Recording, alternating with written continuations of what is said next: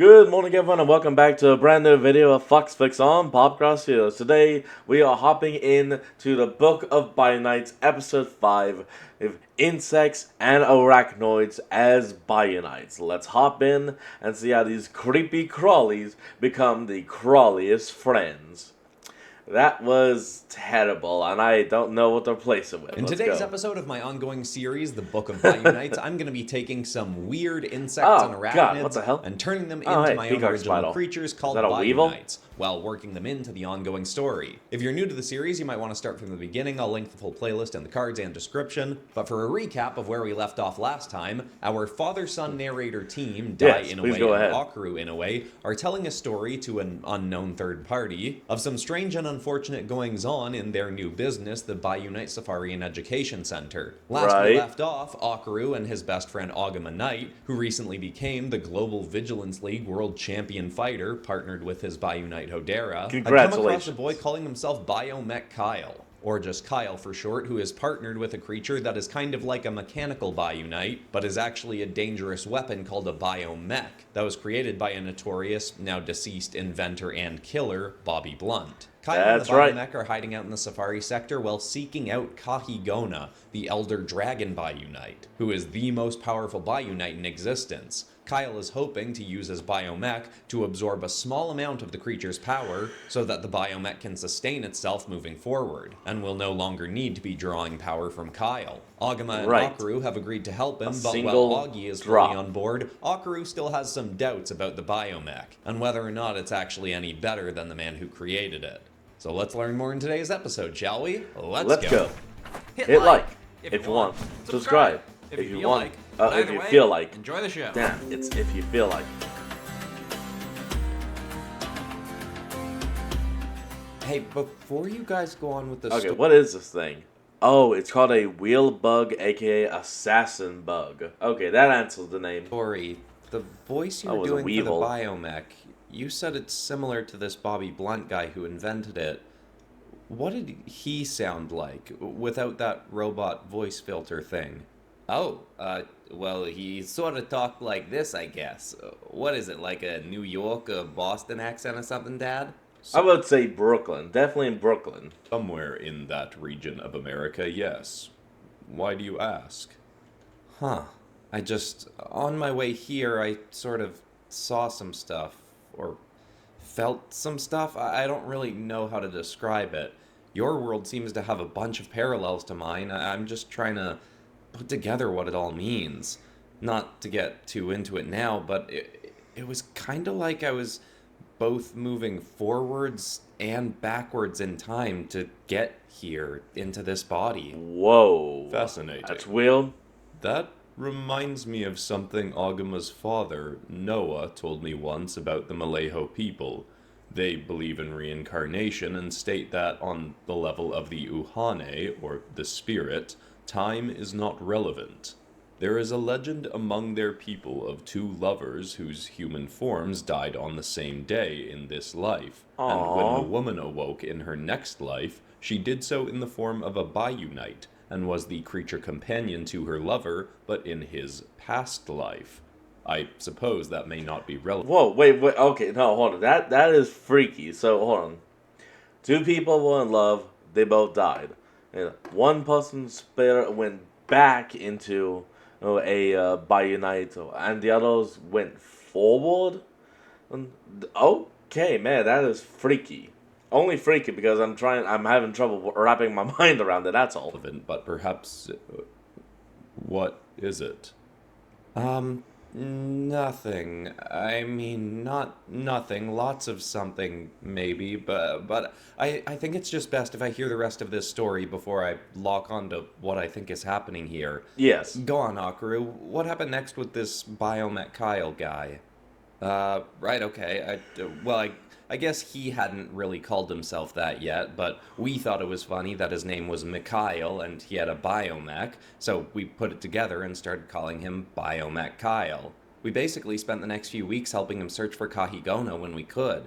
Like I said before, I didn't tell Dad about Kyle. When I told Kyle that I should say something because Dad could help, Kyle said, I mean, the fewer people who know about me, the better. if you really need to, you can, as long as he doesn't have any close friends at Avaret or the Protection Bureau, because those groups are probably trying to find Charlie here. Yeah. That made me change my mind. Dad and Officer Fuego Yeah, we got a lot of friends. had become pretty close when my dad started going through Protection Bureau training a few years back, before backing out and deciding to start building the Safari Center instead. So I decided to keep Kyle a secret. So got some training. While I am not pleased to know you felt you could not trust me with a secret, in this case it is justified. I would have promptly told Officer Fuego. Yeah, I know, and probably would have been for the best. Anyway, I was kind of busy with Dad getting stuff organized for the day of the Safari's launch, so Augie ended up spending more time alone with Kyle, which made me kinda uncomfortable. I mean, I knew Augie could handle himself. He's literally the greatest fighter on Earth. But literally in champion. vigilance competitions, you have to wear these things called fortitude field chips and fight in a properly grounded area where they work. They basically stop you from getting any bad or fatal injuries during fights. Outside an arena, They do make you pass if out. the biomech went nuts and jumped Augie or something, he could still be at risk. Although, when we were all together, Kyle was usually the one who was in the most danger, wandering around a place full of Biunites while wearing a machine that ticked off Biunites made searching a lot harder. We spent the first few days looking around the Kolosect region because the biomech had sensed some massive power spikes in that area. Kyle told us, I don't know if Blunt built it into her on purpose or if it's something she just developed, but Charlie can sense big power spikes. Doesn't matter what kind of power either. Obviously, there's lots of powerful... I could see why that Bobby would be the one to implement that, considering, you know, if he wants to take more power from Biunites, he'd want the stronger sources. Biunites here, but there have been a few power spikes that were way beyond anything else. So we figured those would be the best places to look for Kahigona. That sketched me out a bit, because I figured Blunt would have built that in so that the biomech would seek out new power sources to drain of life if it was low on power. But, you know, Augie was still totally on board with Kyle and the mech, so I tried to be too. Even when Kyle kept getting attacked by Biunites like the bladed assassin Biunite, Kanepehi, who practically took my head off. The bladed assassin Biunite. And damn, that is a cool ass name. Okay, what's up next? Kanepehi attacked. Okay, this is actually called the Peacock's Battle, as you can see kind of here if you actually go to the original video. But yeah, while it is a Spider, this thing is a damn joke, because it shakes this part of itself and uses these almost like maracas. It's honestly so funny, it's not even a spider. The day after, Augie, Kyle, and I had... I mean, it is a spider, but you pretty much don't have to treat it like a spider. Watched a couple movies with him in the cave he was staying in. The biomech could project movies onto the cave wall, so we watched Alien and Predator. They're two of Kyle's favorite movies. He wanted to show us another alien sci-fi movie called The Thing, but it was a bit late by then. Plus, I watched the trailer for it the next day and it looked a bit too gross for me. The visuals for that film, while spectacularly impressive, are quite unpleasant. Not watching that prior to sleep is certainly a good decision. Oh, I wouldn't hands have been down. scared, I just... Well, alright, actually, yeah, I might have been. Even Alien kind of freaked me out, to be honest. Anyway, Kanepehi is a Biunite known for its stealth, and these spinning blades that it can pop out of its body and fly at whoever it's targeting. When we were searching around the Kolosect region, I didn't hear a thing before Kyle whipped around and popped a couple shields out of the sides of his biomech to block the coming blades. They bounced off his shield, flew back up into the trees, and disappeared. We all just tried to be ready. That's I a bonded with threat. Habalima, and when the blades came spinning back towards Kyle again, I started raising my hand to catch one, but Kyle was a lot faster. He swatted them down, then just pointed up into the trees, letting his fingers follow something I couldn't see. It's right there. Charlie can hear it. I couldn't hear anything, but I guess the biomech crazy amped up Kyle's hearing too. Kyle looked at me and asked, "How do you want to handle this, Akaru?" Me? Well, yeah, this is your safari sector, right? Yeah, You're in man. charge. You're It the felt boss. really good when he said that. I mean, I'm not jealous of Augie or anything. I love how successful and confident he is. But it does sometimes seem like when we go out or something and people come up to Augie for autographs and stuff, I'm more like his chaperone than his friend. That's not his fault I'm at all. sorry. I've never been bitter at him or anything for that, but You know, it was just nice to have someone turn to me to make a call over Augie. I said, Augie, can you shoot some of your freezing mist up where Kyle's pointing? These are Kanapehi's blades, and she'll be a lot easier to protect ourselves from if we can see her. Stealth is her best asset. Charlie cut in. You know, I can just become a giant fly swatter and splatter the bug. That'd make this a lot quicker, right? No killing. Kyle rolled his eyes. She's kidding. Knock it off, Charlie. No hurting Biunites. That was basically becoming Kyle's catchphrase. Augie did as I asked, with Kyle pointing the way. Soon, a Biunite did fall from the trees, but it wasn't Kanapehi. It was the dancing spider Biunite Nanipiki, who just got caught in the crossfire. I'd never seen him in person, and I got really excited. Enough that I didn't look away as he started to dance. I should have known better. Oh, he must have thought we were picking a fight with him, because he immediately... Yeah, it's called the dancing spider. That kind of makes sense what it's going to do. Flared open his colorful behind and started scuttling back and forth, waving his hind legs in the air. Immediately, I started getting dizzy and seeing colors floating all around me. I also got really relaxed and giggly, but it wasn't the time for that. My eyes even started fluttering shut. And when I opened them, there was one of Kanapehi's blades an inch in front of my face. Luckily, it was stopped in the Biomech's grip. Whoa, close one, Kyle said. Sorry about that, Akaru. It was probably headed for me, but about to go through you to get there. Oh, God. Augie was facing the other way, still spraying mist where Kyle was pointing, when finally Kanapehi dropped out of the trees and started running at Kyle directly. Both Kyle and Augie had avoided looking directly at Nanipiki, so they weren't affected. Augie stomped his foot on the ground, and two walls of ice shot up from the ground at an angle towards each other, trying to make a tunnel to trap Kanapehi inside of. Good thinking. But the Biunite was too fast. It sprang to the side, called its blades back to it, and as soon as they were close, it front-flipped and kicked all three of them back towards Kyle.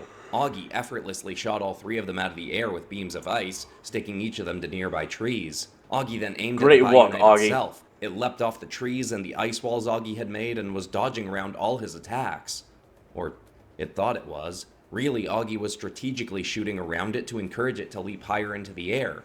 Once it did, it had nothing to spring off of for a few seconds of fall time, and Augie was able to hit it in the chest and freeze its arms to its sides and get its legs stuck together too. It started falling towards the ground, when a tentacle shot out of the Biomech and caught the Biunite. My heart jumped, but instead of hurting it or stealing power from it, the Biomech just brought Kanapehi closer and held her in front of Augie. Nice shooting, Global Champ. So, what do we do now? Meanwhile, I had bowed and patted both of my palms onto the earth. I knew that was a way to calm Nanipiki. He's a Biunite that isn't big on fighting, so even if he had been spooked by the Biomech, he probably would have just run. When Nanipiki saw me bowing, he lowered his rear and stuck around watching us for a bit, but didn't come any closer. I like this one.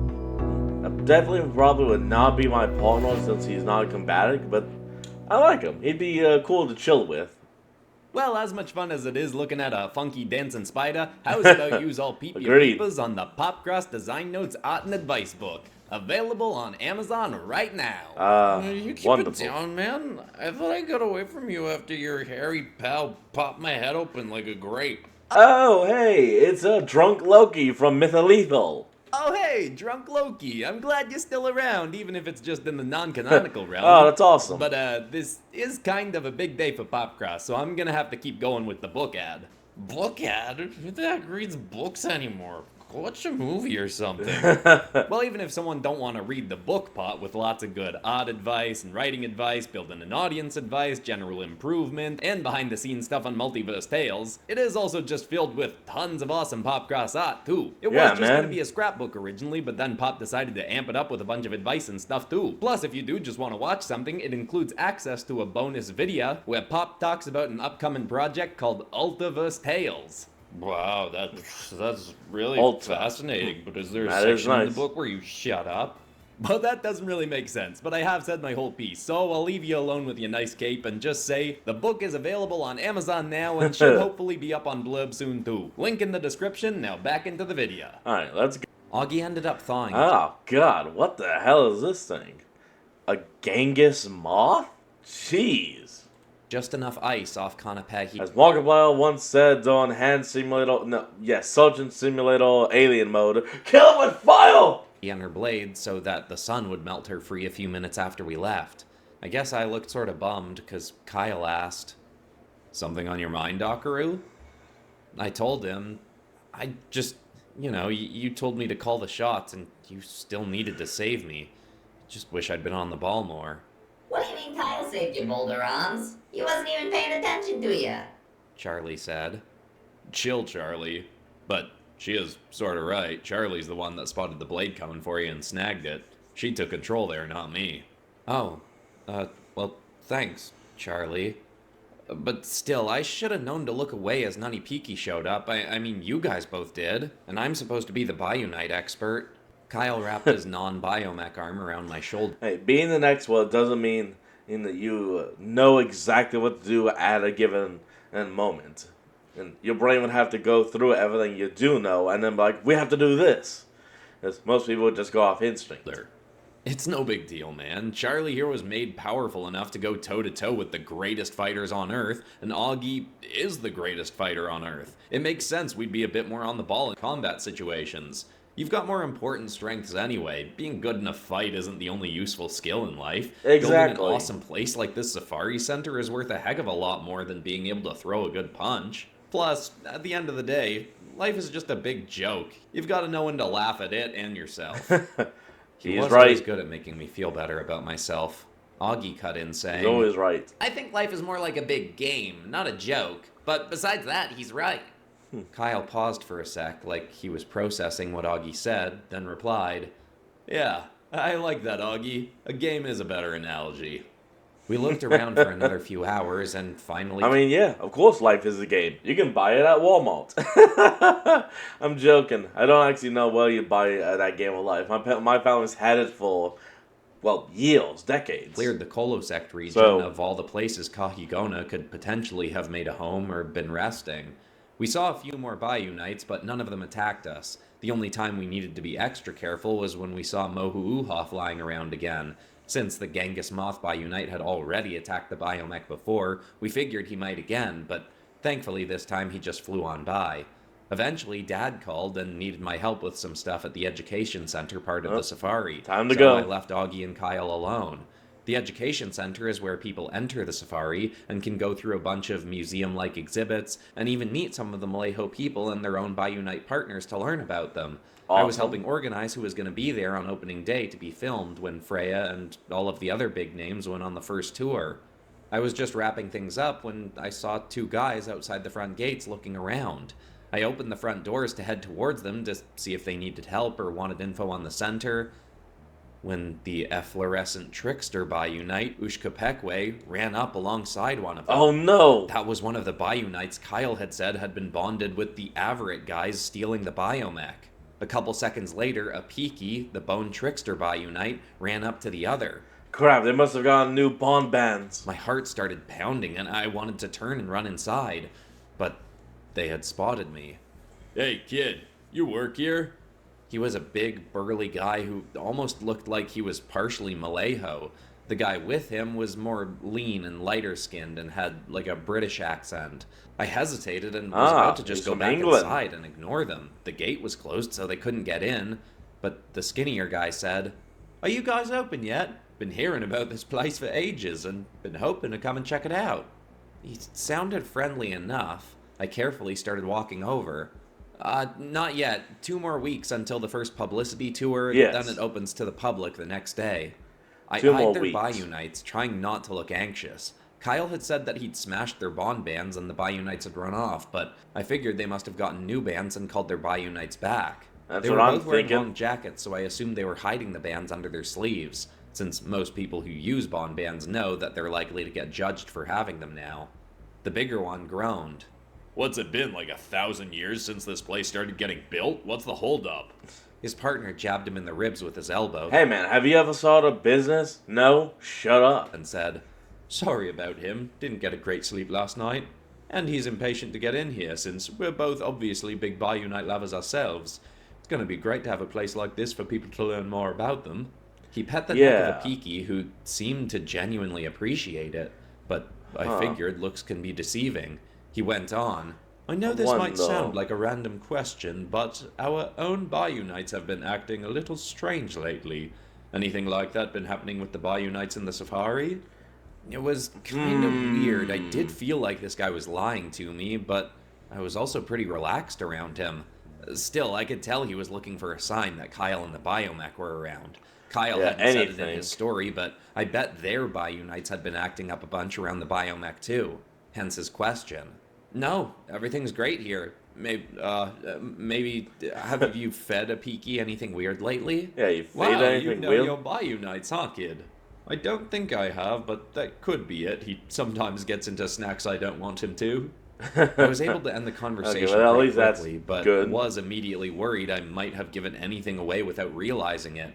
It wasn't exactly hard to sneak into the actual nature part of the safari, so if I did give anything away, they were for sure going to head in there to try and find the Biomech. Yeah, I was nervous to tell Kyle, but I knew I had to warn him. The Genghis Moth Biunite. Not as creepy as the real-world counterpart. Okay, final one. Who is it? I snuck back out after dinner. Ooh, it's an Emperor Scorpion. I like it. And I think we've officially found my Biunite partner. Well, yes, a Scorpion is indeed an arachnid. Not a lot of whole people know that. And they're also pretty freaking cool. I texted Augie and he had already left, so Hopalima and I went by ourselves to find Kyle.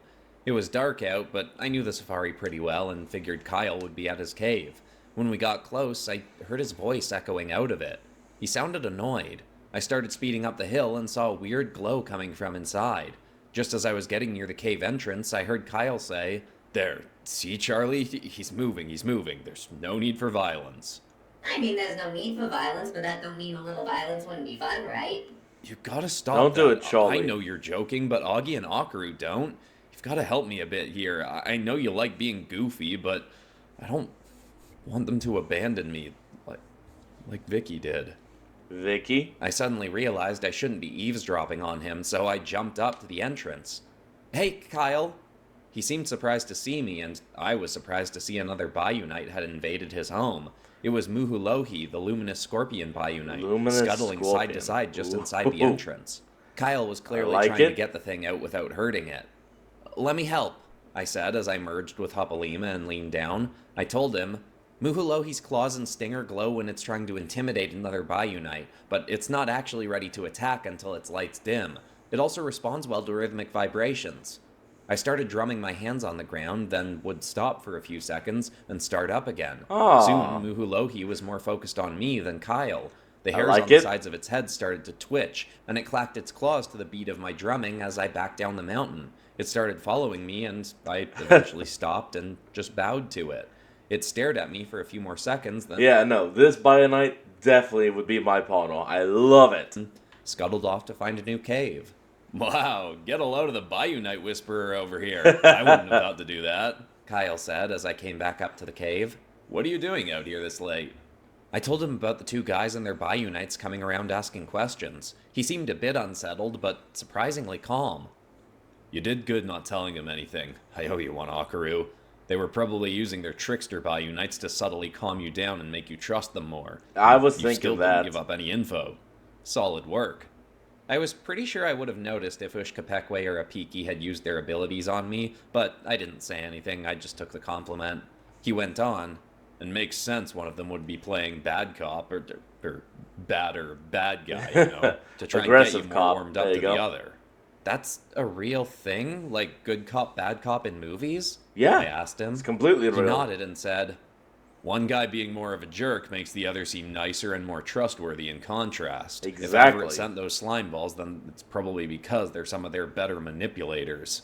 If they were complimenting the Safari Center and pretending they don't use bond bands, they were clearly trying to make you feel like you had more in common with them, to set you more at ease." Yep. My old man was just like that. He'd listen to how someone else spoke and try to use their same language back to them, make them feel subconsciously safer around him. Anything to... You know, I think that's actually an interrogation tactic. Try and establish a better rapport with someone. Ugh, glad there was a gate between you guys and you got out of there quickly. Yeah, thank goodness. Me too. Hey, I wasn't trying to spy on you or anything, but when I was getting here, I heard you say something to Charlie about someone named Vicky. You don't have to tell me anything if you don't want to, but if you do want to talk, you know, I'm here. Yes, He please didn't look talk. mad, just maybe a little unsure. Charlie was being quieter than usual, too. It was a little weird. Finally, Kyle said, Yeah, it's alright. I don't like telling people about her. Haven't even mentioned her to Agama, so let's just keep this between us, yeah? Deal. it made me feel a lot Consider closer it to done. Kyle with him telling me something he hadn't even told Augie. He said, Vicky was, or I guess is, my older sister. Neither of us ever really felt safe in our home growing up, even before we knew that our dad was a psychotic murderer. Mom wasn't exactly a treat either. Vicky had talked to me a few times about taking me and just getting out of there.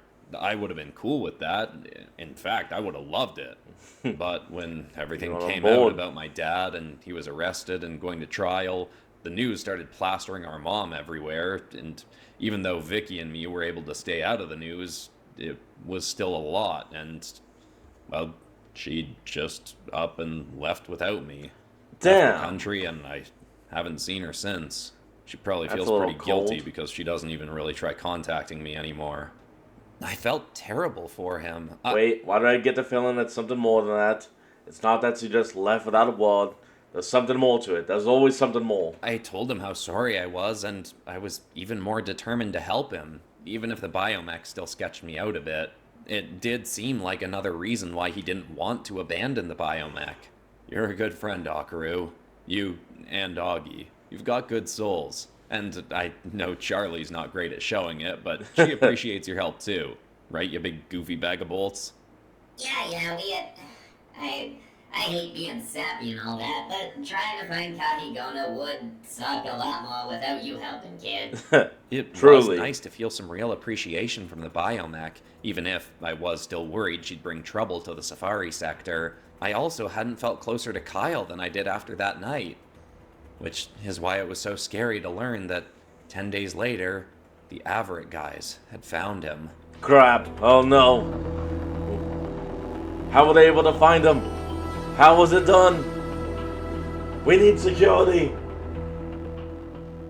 If you enjoyed this and you want more bug-type stuff, you might enjoy my episode of The Realm of Hopeful Horrors from a few months back. That was a community That was a good redraw one. where we were fusing animals and bugs together. But besides that, that's all for today, except of course for ending this video on some kind of positive or inspiring note. And the thought I want to leave people with today is a quote I heard this week on Instagram on a page called Richie's Journal, which asked, Ooh, if okay. someone stalked you for a month, would they be able to tell what your goals are?